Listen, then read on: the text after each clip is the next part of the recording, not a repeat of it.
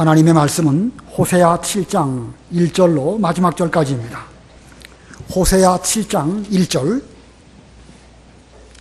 바른 성경으로 구약성경 1105쪽, 호세아 7장 1절입니다.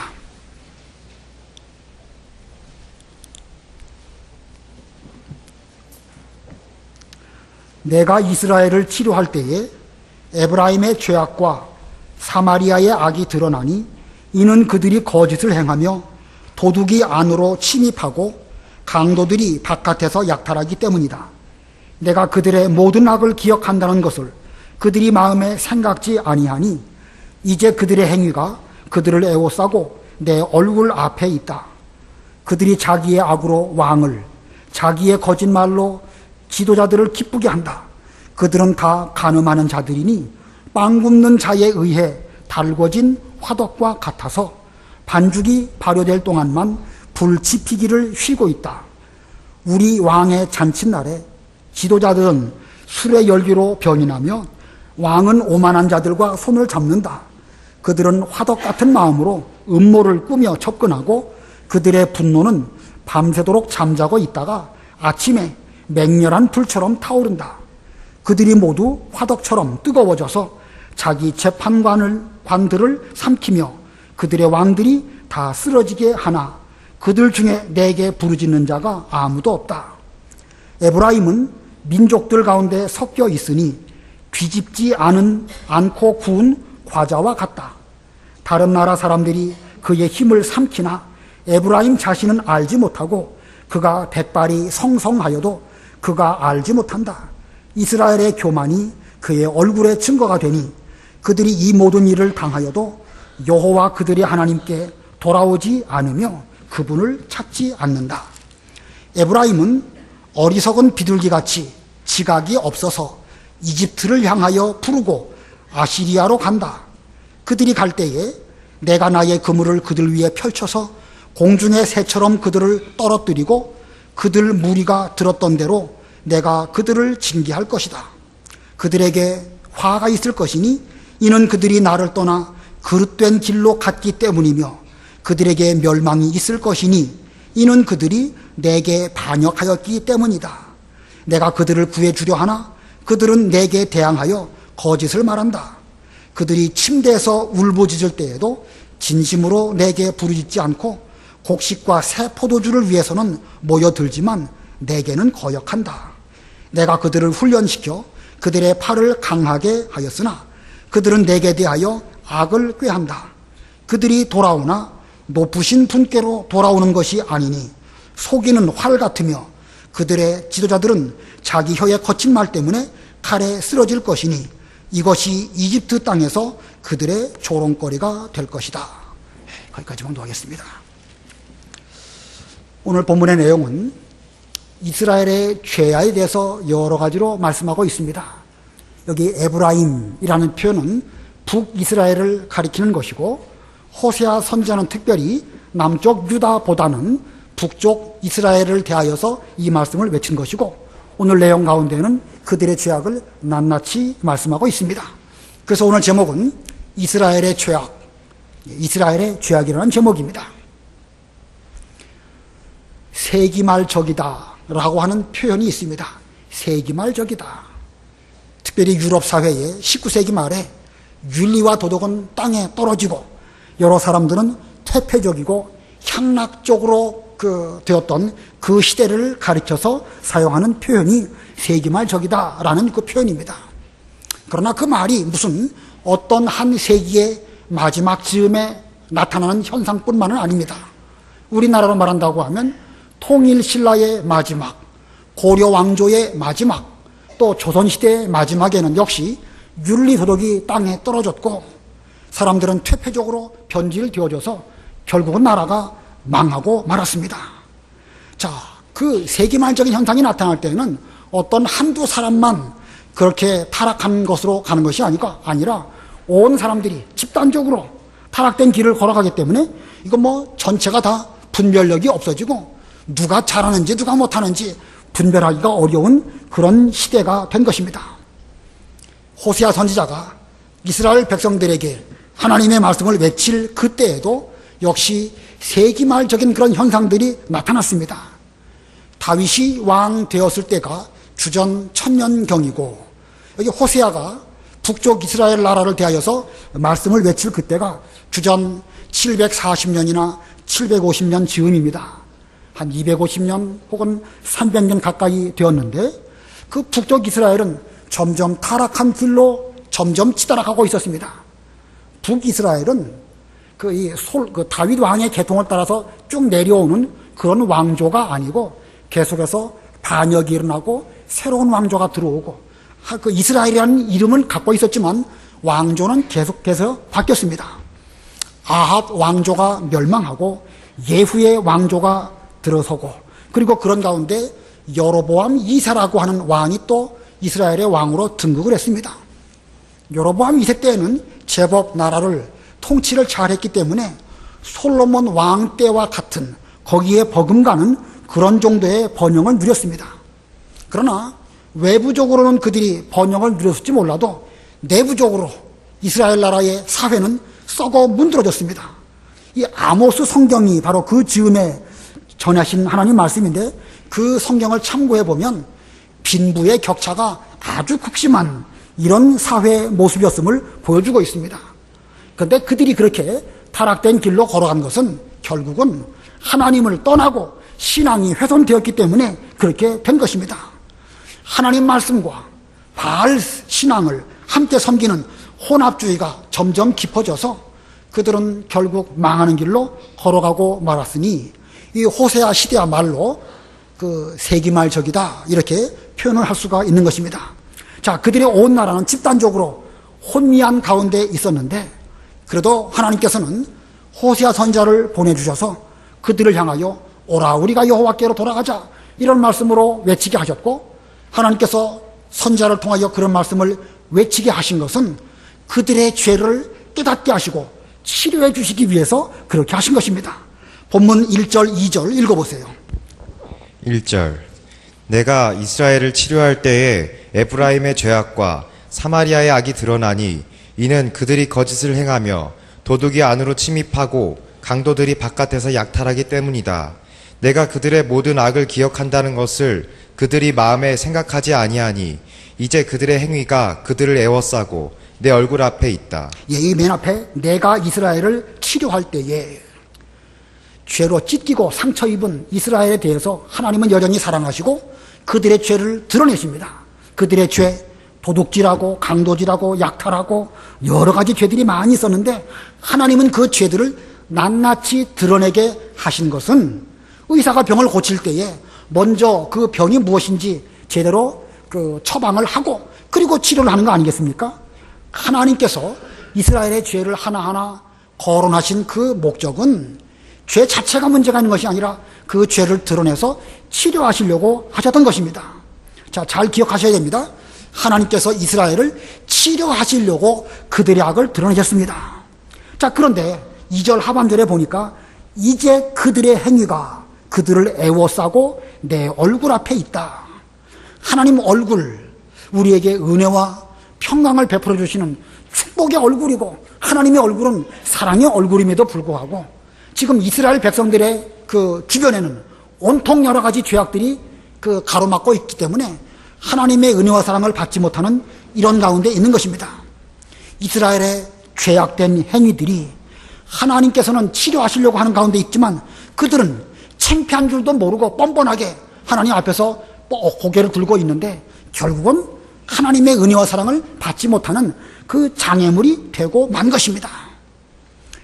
자, 이 호세아 시대의 이스라엘 백성들의 모습, 이러한 모습이 오늘날 대한민국의 우리 기독교계의 모습이 아닌지 좀 생각을 해볼 필요가 있습니다.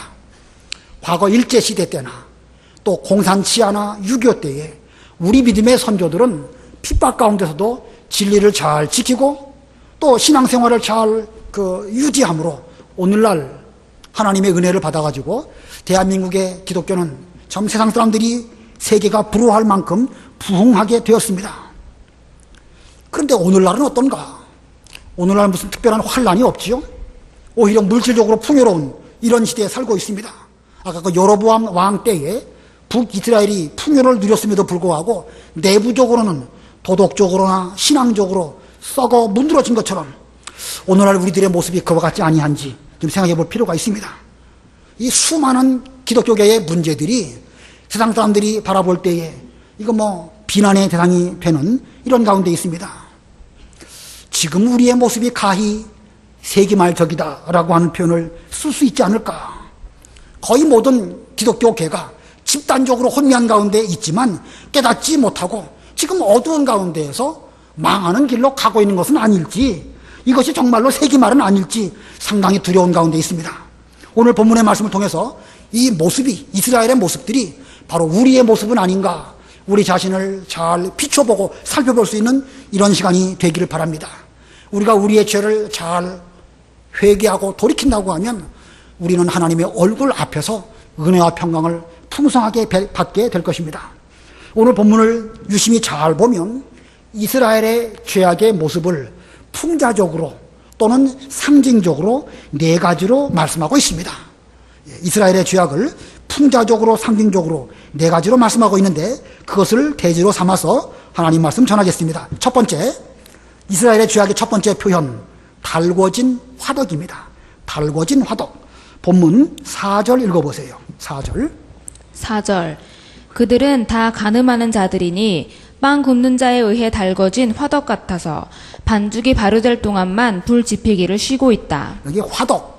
여러분 나이 드신 분들은 화덕 잘 아시죠? 젊은 사람들은 화덕 잘 모르실지 몰라요.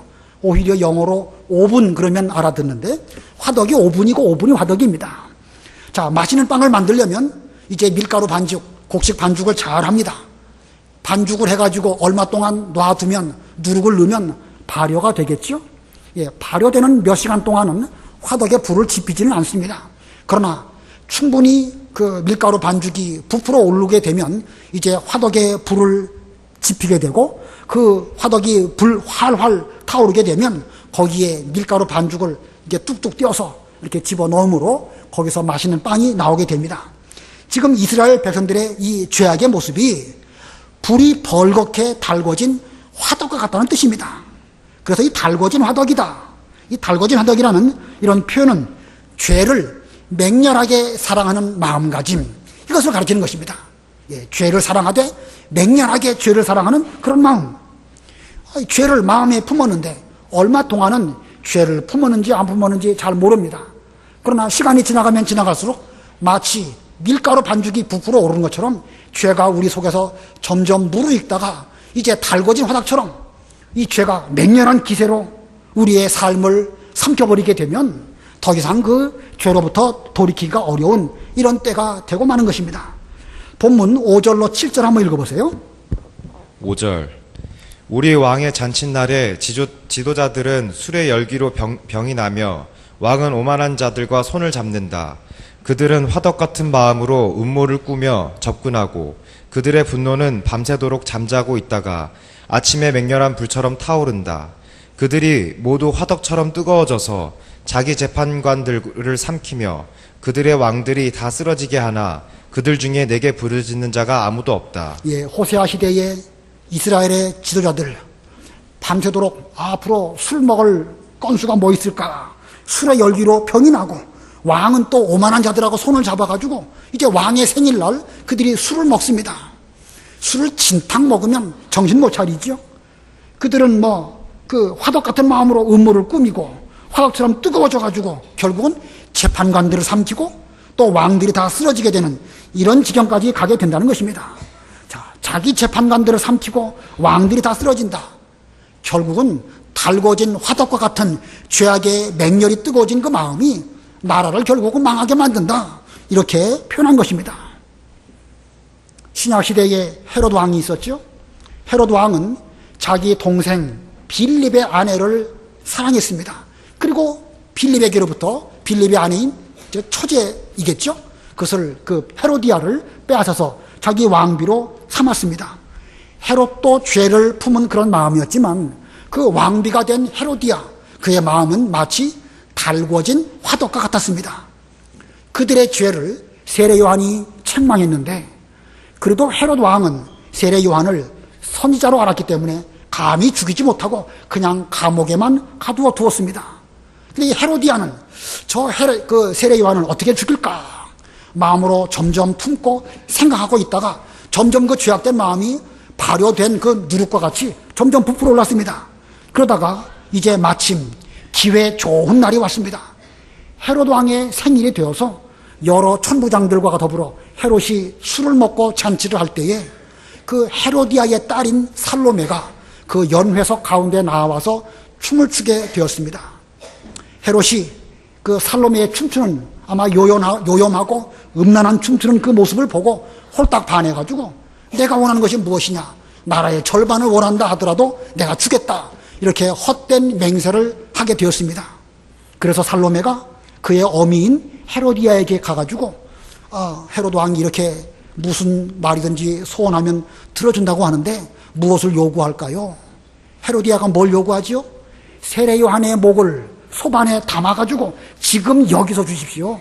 시간 끌지 말고 당장 죽여서 저에게 주십시오. 이렇게 말하니까 이 헤롯이 그 맹세한 것 때문에 어쩔 수 없이 세례 요한을 죽여서 소반에 담아가지고 그 살로메를 통해가지고 헤로디아에게로 가져가게 되었던 것입니다. 자, 이 죄의 마음을 품은 그와 같은 마음, 이것이 곧 달궈진 화덕과 같은 것입니다. 그 달궈진 화덕이 벌겋게 달아오를 때에는 그 뒤로는 자기도 어찌할 수 없는 정도로 점점 걷잡을 수 없는 죄를 향하여 망하는 길로 치달아 가는 것입니다. 이사야 59장에 보면 독사의 알을 품으면 독사가 나온다, 이런 표현이 있습니다. 독사의 알을 품으면 독사가 나온다. 독사의 독은 자기를 죽이기 위한 독입니까? 상대방을 죽이기 위한 독입니까? 상대방을 죽이기 위한 것이죠. 그러나 그 독을 사람이 우리의 마음속에 품는다고 하면 거기에서 독사가 나와가지고 결국은 자기가 죽게 된다, 그런 뜻입니다. 그러므로 우리는 그런 못된 독을 마음에 품으면 결국은 달궈진 화덕과 같이 되어가지고 자기도 죽고 하나님 일 되지도 못하는 이렇게 갈 것입니다. 하나님께서는 그 아담의 아들인 가인에게 말씀하시기를 죄가 문 앞에 도사리고 있지만 너는 그것을 다스릴지니라, 이 말씀하셨습니다. 우리도 우리의 마음을 다스려야 됩니다. 죄가 우리 마음에 이 씨를 내리지 못하도록, 죄의 그 불씨가 우리 마음속에 들어온다고 하면 얼마 지나면 그 죄의 불씨가 활활 타올라가지고 달궈진 화덕과 같이 되어서 우리도 어찌할 수 없는, 걷잡을 수 없는 쪽으로 가고 말 것입니다. 죄의 근원을 뿌리채 뽑아버려서 우리의 마음속에 죄가 도무지 발붙이지 못하도록 그런 우리들이 되어야 되겠습니다. 두 번째, 이스라엘의 죄악의 두 번째 표현은 뒤집지 않은 전병입니다. 뒤집지 않은 전병. 8절 읽어보세요. 8절. 에브라임은 민족들 가운데 섞여 있으니 뒤집지 않고 구운 과자와 같다. 예, 뒤집지 않고 구운 과자. 우리 개역 성경에는 이 뒤집지 않은 전병이라고 되어 있죠. 간단하게 개역 성경을 참고해서 뒤집지 않은 전병. 이 구운 과자를 전병이라고 합니다. 일본 말로는 뭐라고 그러죠? 예, 센베이. 예, 센베이라고 하는 그 구운 과자입니다. 밀가루 반죽을 해가지고 그 화덕 같은 데다가 잘 구울 때에 적당히 구워지면 그걸 뒤집어 버리면 또 앞뒤가 잘 구워져가지고 맛있는 전병이 됩니다.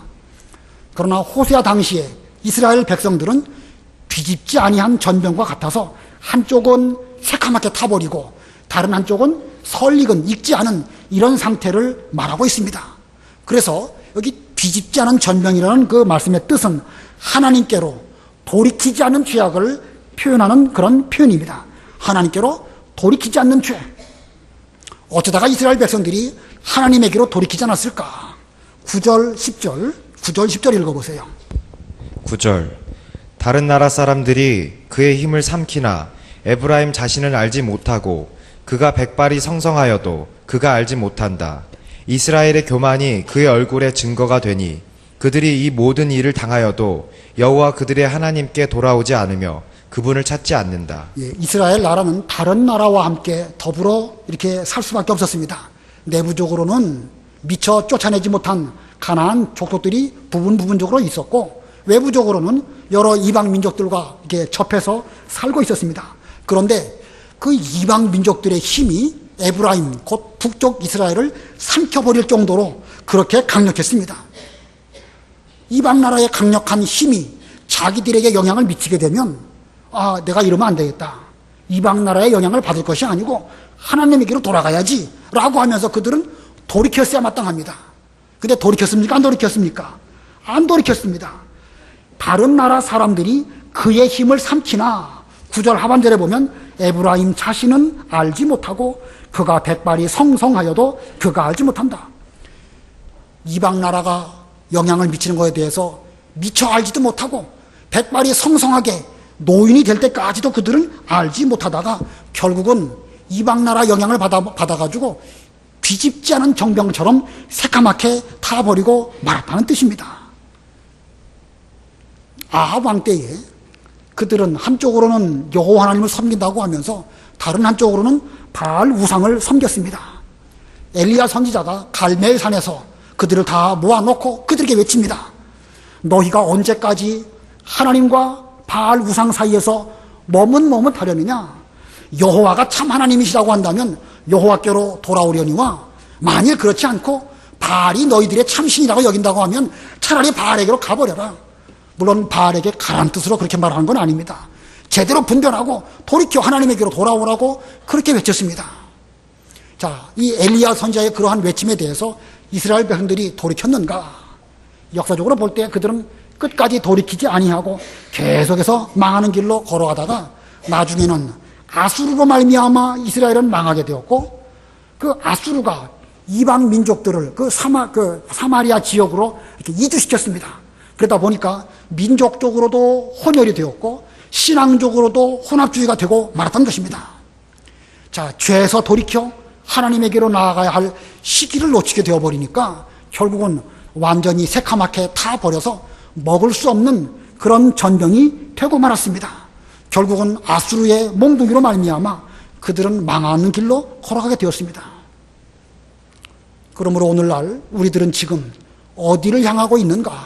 하나님을 향하여 나아가고 있는가? 아니면 세상을 향하여 나아가고 있는가? 세상으로 향하던 모든 욕망에서 돌이켜서 우리들은 하나님에게로 돌아가는 이런 우리가 될지언정 뒤집지 못하고 깨닫지 못하다가 결국은 백발이 성성하게 될 때까지 망하는 길로 걸어가는 이런 어리석은 우리들 되지 않도록 조심해야 될 것입니다. 지금 돌이키지 않으면 오늘날 우리가 하나님에게로 돌아오지 않는다고 하면 아수르 몽둥이의 징계를 받은 이스라엘과 같은 길 역사적으로 우리도 걸어갈 수밖에 없을 것입니다. 세 번째, 이스라엘의 죄악에 대한 세 번째 표현, 어리석은 비둘기입니다. 어리석은 비둘기. 11절 읽어보세요. 11절 에브라임은 어리석은 비둘기같이 지각이 없어서 이집트를 향하여 부르고 아시리아로 간다. 예, 에브라임 북쪽 이스라엘을 가르치는 말씀입니다.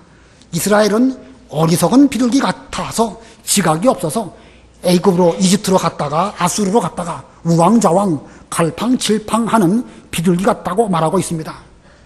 일반적으로 비둘기는 순결을 상징하고 또 사람들은 평화를 상징하는 그런 짐승으로 여겨집니다.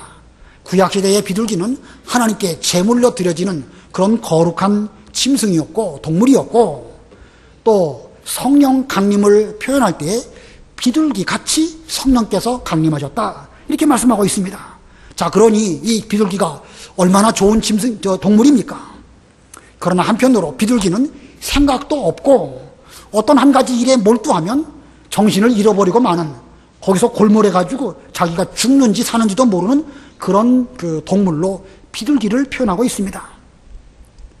속된 표현인지 모르겠지만 새 대가리라는 표현 많이 쓰지요. 새 대가리 이게 어디서 온 표현일까 찾아봤더니 이게 영어에서 온 표현이에요. bird brain.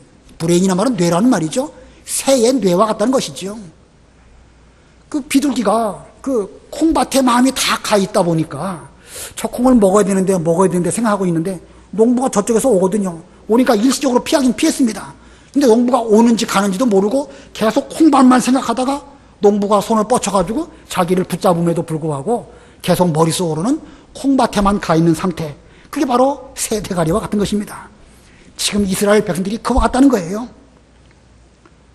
하나님께서 아수르를 징계의 몽둥이로 사용하셔서 지금 이스라엘을 징계하셨습니다. 그래서 아수르가 이 얼마 동안 이스라엘을 지배했습니다. 아수르가 지배하고 있는 이 기간 동안 이스라엘은 생각하기를 우리가 어디에 가서 도움을 구할까? 애굽에 가서 애굽 왕에게 부탁하면 좀 괜찮지 않겠는가 생각하고 사신을 보내가지고 애굽에게로 도움을 구했습니다. 이런 사실이 아수르 왕에게 들려지게 되었고 아수르 왕은 그것을 기회로 다시 또 이스라엘로 쳐들어와가지고 아예 이스라엘을 그냥 아주 초토화시켜버렸습니다. 그러니까 이제는 뜨거라 해갖고 다시 또 아수르 왕에게로 가가지고 살려주십시오 이렇게 말했습니다. 이게 어리석은 것입니다.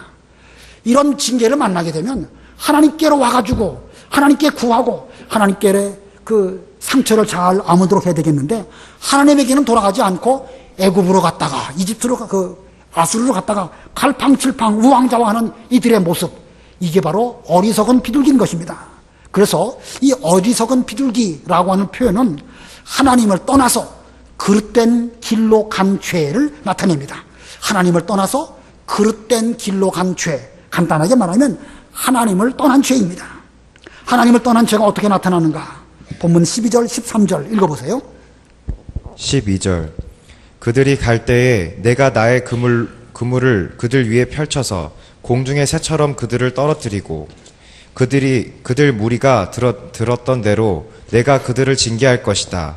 그들에게 화가 있을 것이니 이는 그들이 나를 떠나 그릇된 길로 갔기 때문이며 그들에게 멸망이 있을 것이니 이는 그들이 내게 반역하였기 때문이다.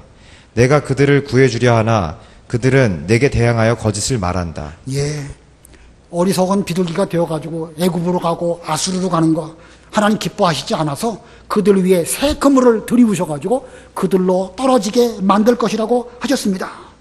그리고 그들에게는 화가 있는데 그들이 이렇게 하나님에게로 돌아오지 아니하고 세상 나라 의지하고 왕 의지하는 것은 하나님을 배반하는 것이고 하나님을 반역하는 것이라고 했습니다.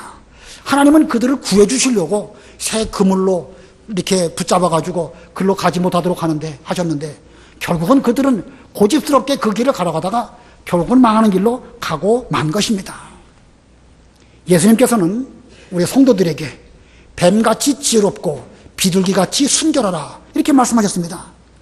뱀이 지혜롭다는 말씀이 아니고 사탄의 지혜를 이용해서 뱀이 사람인 아담과 하와를 범죄하게 한 것처럼 너희들은 너희의 힘으로 사탄을 대적하려고 하지 말고 하나님의 지혜, 하나님께서 우리에게 주신 말씀의 지혜를 잘 사용하여 사탄을 대적하면 얼마든지 이길 수 있다. 이런 뜻으로 뱀같이 지혜롭고 비둘기같이 순결하라 이렇게 말씀하셨습니다. 그러므로 우리 성도에게는 이 양면이 겸비되어져야 합니다. 한편으로는 순결을 유지하는 그런 우리가 되어야 되는 것이고 또 다른 한편으로는 지혜로운 우리가 되어야 됩니다. 그러나 성도가 하나님을 떠나간다고 하면 더 이상 순결도 없고 지혜도 없습니다. 그러면서도 스스로는 똑똑한 줄로 알고 애굽으로 가고 아수르로 가고 우왕좌왕하지만 결국은 그들은 새 그물에 걸려서 망하는 길로 갈 수밖에 없습니다. 하나님을 떠나는 것이야말로 가장 어리석은 것입니다. 반대로 하나님의 지혜를 받는 것이야말로 가장 지혜로운 것이고 최고로 지혜로운 그런 길인 것입니다. 말세가 되면 모든 사람들이 다 각기 자기의 길로 가고 점점 사랑은 식어지고 불법이 성한 이런 시대가 될 것인데 적어도 우리만큼은 끝까지 하나님 떠나지 아니하고 하나님의 지혜를 가지고 죄악된 세상을 이기는 우리가 되어야 될 것입니다. 이것이 말세를 이길 수 있는 지혜인 것입니다. 우리 모두는 하나님과 함께함으로 어리석게 보인다 할지라도 실제로는 가장 지혜로운 그런 하나님의 성도들이 다 되시기를 바랍니다. 그다음에 네 번째, 이스라엘 죄악에 대한 네 번째 표현은 속이는 활, 속이는 활입니다. 사람이 활에다가 화살을 이렇게 먹이고 관역을 향하여 쏩니다. 그러면 화살이 날아가겠죠? 어떤 목표를 향하여 쏘게 되는데 날아간 화살이 정확하게 명중하면 잘 된 것이지만 이게 정확하게 관역에 맞지 못하고 비껴갑니다. 그게 속이는 활입니다. 그러면 그 관역에 비껴간 그것은 활 때문에 그럴까요? 화살 때문에 그럴까요? 화살이 날아가는데 쏴가지고 화살이 날아가는데 이게 관역에 맞지 않고 다른 곳으로 갔습니다. 처음부터 쏘기를 잘못 쏴서 그런 것입니까? 날아가다가 화살이 지 마음대로 날아가서 그런 것입니까? 쏘기를 잘못 쏜 것이죠. 예, 쏘기를 잘못 쏜 것입니다. 언뜻 보기에는 제대로 쏜 것처럼 보일지라도 실제로는 처음부터 정확한 목표를 향하여 날아가도록 한 것이 아니고 잘못된 쪽으로 갔기 때문에 그것이 바로 속이는 활입니다.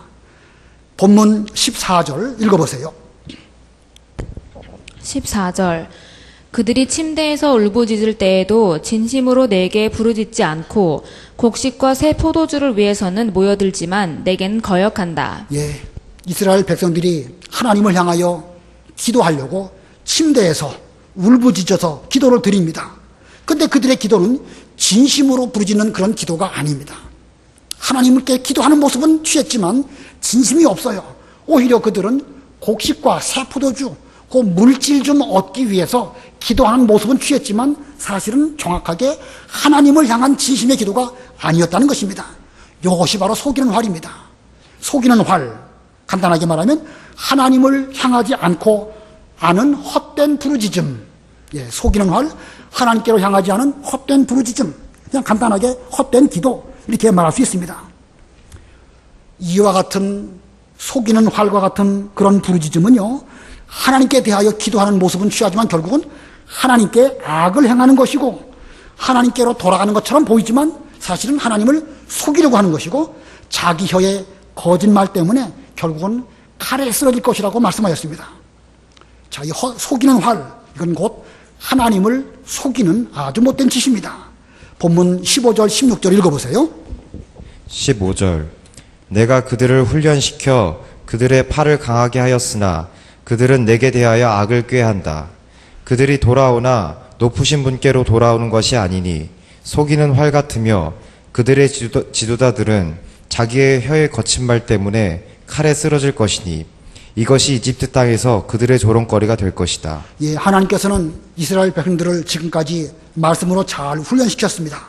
그러면 그들이 악을 떠나서 하나님에게로 돌아와야 되는데 그들은 돌아오는 모습을 보이긴 보였지만 높으신 분 하나님에게로 돌아온 것이 아니고 엉뚱한 쪽으로 곡식과 새 포도주 그거 얻기 위해서 돌아오는 척만 했을 뿐입니다. 이것이 속이는 활입니다. 자기 혀의 거친 말로 그들은 말하지만 결국은 하나님을 속였기 때문에 칼로 말미암아 쓰러지게 될 것이고 이스라엘 백성들이 칼로 말미암아 쓰러지게 될 때에 이방 나라 애굽에서 볼 때에는 저 여호와 하나님을 섬긴다는 사람들 그렇게 애굽을 떠나서 광야를 지나서 가나안 땅 갔지만 결국은 저렇게 망하고 말았구나 하면서 그들에게 조롱거리가 될 것이라는 말씀입니다. 이거 볼 때 우리가 하나님께 기도드릴 때에 우리가 어떤 마음가짐으로 기도해야 되는지를 잘 보여주고 있습니다. 우리는 기도할 때 진심으로 하나님을 향하여 정확하게 말씀을 드려야 됩니다. 근데 모습은 기도하는 모습을 취하기는 취했는데 하나님을 향하여 진심으로 기도하지 않은 경우도 종종 있을 수 있죠. 교회를 염려하는 것처럼 보이지만 사실은 자기 말하는 것이고 성경 말씀을 인용해서 말하지만 결국은 다른 사람을 가르치는 말을 한다든지 거친 말을 하면서 다른 사람을 책망하는 말을 기도하는 가운데 섞어서 한다고 하면 그게 바로 속이는 활입니다. 하나님은 결코 만홀히 여김을 받지 않으십니다. 사람도 그렇죠.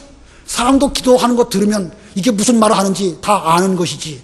뭐 사람도 아는데 하나님이야 왜 모르시겠습니까? 우리의 모든 악을 다 기억하시고 반드시 보응하신다고 말씀하셨으니까 우리는 속이는 활과 같은 그런 기도 그렇게 하지 말고 진실한 기도를 해서 응답받는 그런 기도를 해야 될 것입니다. 자, 오늘 이스라엘의 죄악에 대해서 4가지 표현 배웠습니다. 첫 번째가 뭡니까? 달궈진 화덕. 두 번째는 뭐지요? 뒤집지 않은 전병. 세 번째는 어리석은 비둘기. 네 번째는요? 속이는 활. 자, 그 의미를 잘 생각하셔야 됩니다.